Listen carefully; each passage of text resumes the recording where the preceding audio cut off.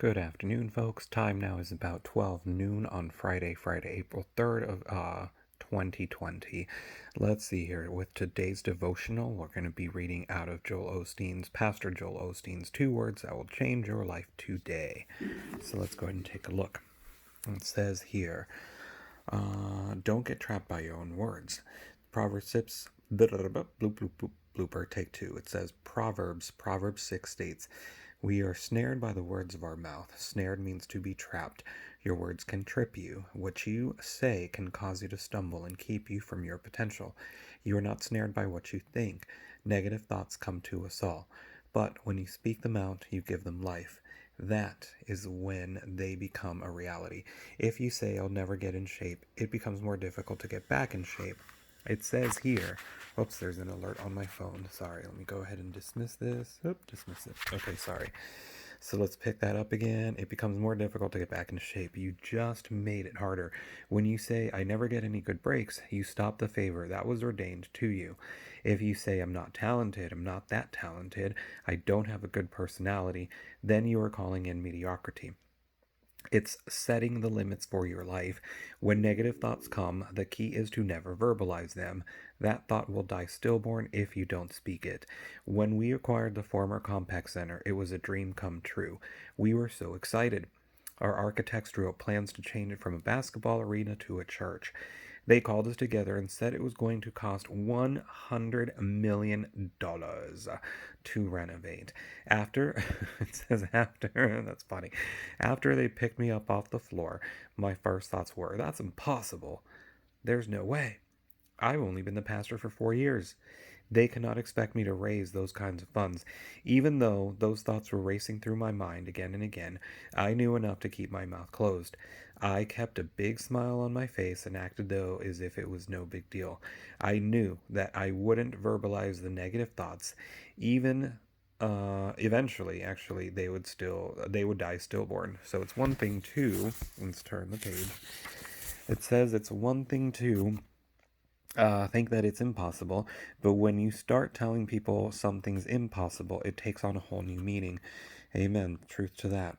It says you may think, I'll never get that job, I'll never get well, I'll never meet the right person. Those thoughts come to us all. You can't stop that. My challenge is, don't give them life by speaking them out. Don't call your friends and tell them how it's not going to happen. I told our team, I don't see a way, but I know God has a way. He did bring us this far to leave us. My report was, God is supplying all of our needs. The funds are coming in. It may look impossible on paper, but with God all things are possible. I knew better than to curse my own future. I did not want to get trapped by my words. I knew that if I kept prophesying the right things, increase and favor more than enough, we would start moving forward, and we did. In the tough times, you have to especially be on guard. It's very tempting to vent your frustration and tell people how the loan didn't go through, how bad the medical report was, or how certain people just didn't treat you right. When you continuously talk about the problem, it says when you continually talk about the problem, that's only going to make you more discouraged, and it gives that problem more life. You're making it bigger. Instead, turn it around. Don't talk about the problem, talk about the promise. Amen. Instead of complaining, oh man, I've got this big challenge, then state, I serve a big God, and I speak words. I serve a big God who spoke worlds into existence. Nothing is too difficult for him. Amen.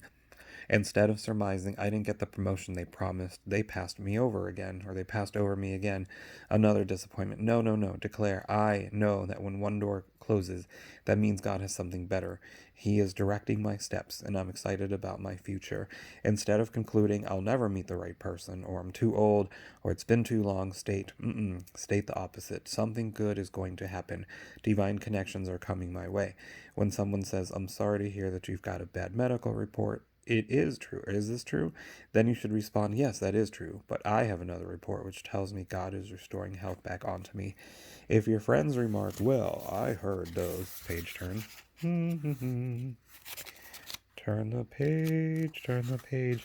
Let's see here. So it says, well, I heard that, let's see here. People did you wrong. Whoops. Page turn again. Another blooper. Bloop, bloop, bloop, bloop, bloop. Blooper as we turn the page. Well, I'm hoping all are well, at least, and had a good week. Well, I heard those people.